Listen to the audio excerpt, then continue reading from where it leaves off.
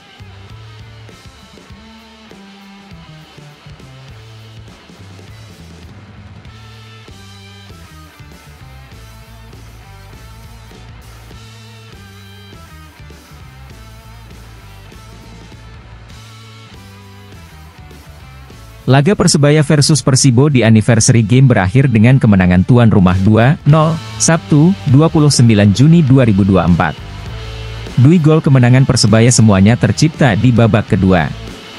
Dibuka dengan gol Mohamed Rashid di menit ke-69 dan ditutup dengan gol Bruno Moreira menit ke-85. Meski sempat kesulitan menjebol gawang tamunya di babak pertama, Bajul Ijo mampu menunjukkan kegarangannya di paruh kedua. Persebaya sudah menekan pertahanan Persibo sedari menit awal pertandingan. Trio lini depan Bajul Ijo, Bruno, Malik Rizaldi, dan Flavio Silva berhasil menciptakan beberapa peluang. Tapi, peluang tersebut gagal berbuah gol. Bahkan, Bajul Ijo sempat kehilangan tempo permainannya ketika laga memasuki menit ke-15. Laskar Angling Dharma, sebutan Persibo, malah bisa memegang kendali permainan. Persebaya kembali menunjukkan kegarangannya ketika laga menginjak menit 30-an. Octavianus Fernando mendapat peluang emas di menit ke-33. Tembakan penyerang senior Bajul Ijo itu masih digagalkan tiang gawang. 3 menit berselang, Bajul Ijo kembali memperoleh peluang. Malik Rizaldi mengirimkan umpan tarik yang langsung dieksekusi oleh Bruno Moreira. Sayangnya tembakan pemain yang baru saja mengganti nomornya menjadi nomor 10 itu masih bisa diblok bek Persibo. Menit ke-44, Bruno Moreira kembali menebar ancaman. Pemain asal Brasil itu melepaskan tembakan spekulasi yang mengincar sudut kiri atas gawang Persibo. Tapi, percobaan Bruno itu masih melebar dari target. Meski berhasil menciptakan beberapa peluang, Bajul Ijo gagal menciptakan gol. Alhasil, babak pertama pun ditutup dengan skor kacamata, alias 0-0. Memasuki babak kedua, Paul Munster melakukan beberapa pergantian. Hernando Ari keluar digantikan oleh Andika Ramadhani. Kemudian di lini belakang, Randy May masuk menggantikan Kadek Raditya. Pergantian terbukti top chair. Serangan Bajul Ijo bisa melahirkan banyak peluang ketimbang babak pertama. Seperti peluang Octavianus Fernando di menit ke-48 lewat skema tendangan bebas. Tapi, percobaan kakak kandung Marcelino Ferdinand itu masih melayang di atas mistar gawang. Di babak kedua Persibo tampak bermain lebih bertahan. Skuad asuhan Ade Suhendra itu mengincar serangan balik. Di menit ke-58, Paul Munster melakukan pergantian lagi. Mohamed Rashid dan Alvan Swaib dimasukkan untuk menambah agresivitas serangan. Pergantian Munster itu tak sia-sia. Persebaya sukses memecah kebuntuan di menit ke-69. Memanfaatkan umpan sepak pojok Andre Octaviansyah, Rashid berhasil membawa Persebaya memimpin lewat tandukannya. Gol itu disambut oleh sorakan bonek yang sudah menunggu gol Persebaya dari babak pertama. Pasca unggul, Bajul Ijo semakin luas untuk mengkreasikan serangan. Ditambah lagi masuknya Francisco Rivera membuat lini tengah Bajul Ijo semakin hidup. Puncaknya adalah ketika Persebaya berhasil menggandakan keunggulan lewat bintangnya, Bruno Moreira. Kerjasama apik antara Alvan Swaib dan Kasim Botan, diakhiri umpan terukur kepada Bruno. Dengan tenang Bruno menyontek bola masuk ke gawang Persibo. Gol Bruno itu langsung dibarengi dengan nyalanya flare di Stadion Gelora Bung Tomo, GBT.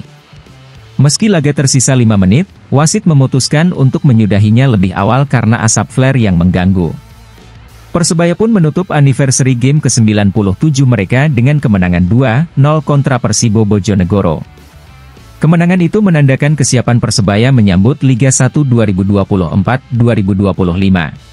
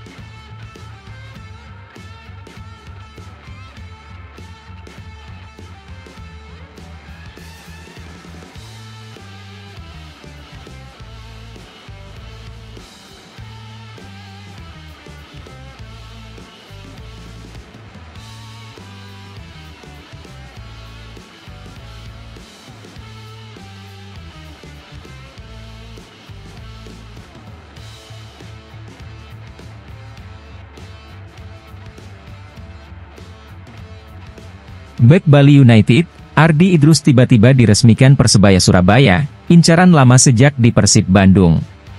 Persebaya Surabaya memberikan kejutan dalam bursa transfer Liga 1 2024-2025. Tak ada angin tak ada hujan, tim berjuluk Bajul Ijo itu meresmikan perekrutan satu nama yang telah menjadi incaran lama. Pemain itu tak lain adalah bek sayap Ardi Idrus. Peresmian pemain yang musim lalu memperkuat Bali United itu diumumkan melalui media sosial Persebaya Surabaya pada Sabtu 29 Juni sore. Selamat datang Ardi Idrus. Mari bawa Persebaya terbang tinggi. Dilansir Surya.co.id dari laman resmi Bali United, Ardi Idrus sendiri dilepas dengan status pinjaman. Pemain berusia 31 tahun itu merupakan buruan lama Bajul Ijo. Namanya selalu menghiasi rumor transfer Persebaya dalam 2-3 musim terakhir. Bahkan saat ia membela Persib Bandung, rumor kepindahan menuju Persebaya sudah kencang jadi perbincangan. Namun akhirnya ia memilih Bali United menjadi pelabuhannya. Setelah 2 musim bersama Bali United, Ardi Idrus akhirnya merapat ke Persebaya Surabaya. Ardi Idrus dikenal sebagai fullback ngeyel dan tak takut untuk berduel dengan penyerang ataupun pemain lawan. Pemain kelahiran Ternate tersebut piawai dalam mengolah si kulit bundar dan memiliki kecepatan yang prima untuk beradu lari dengan lawan-lawannya. Ardi Idrus membukukan 25 laga atau 1979 menit bermain tanpa torehan gol ataupun assist di Persib Bandung pada perhelatan Liga 1 2021-2022. Berkat campur tangan Ardi Idrus, Persib Bandung menjadi tim dengan pertahanan terbaik di Liga 1 musim lalu. Ardi Idrus dicintai para supporter Persib Bandung, bobotoh berkat kepiawannya dalam mengolah si kulit bundar dan mengawal lini pertahanan Pangeran Biru. Di tengah performanya yang menanjak bersama Persib Bandung, ia memutuskan untuk angkat kaki dan gabung ke Bali United pada musim 2022-2023. Ex-PSS Sleman tersebut juga telah menulis surat cinta kepada bobotoh setelah berpisah dengan Persib Bandung. Bersama Bali United, pamornya seolah tenggelam.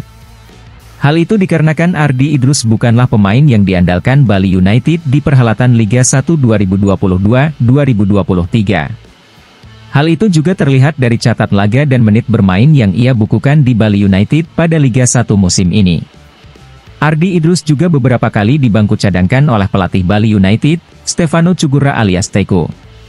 Ardi Idrus mengemas 17 laga atau 844 menit bermain tanpa mengemas satupun gol atau assist di Bali United pada Liga 1 2022-2023. Sementara di Liga 1 2023-2024, ia hanya mencatatkan total 21 penampilan.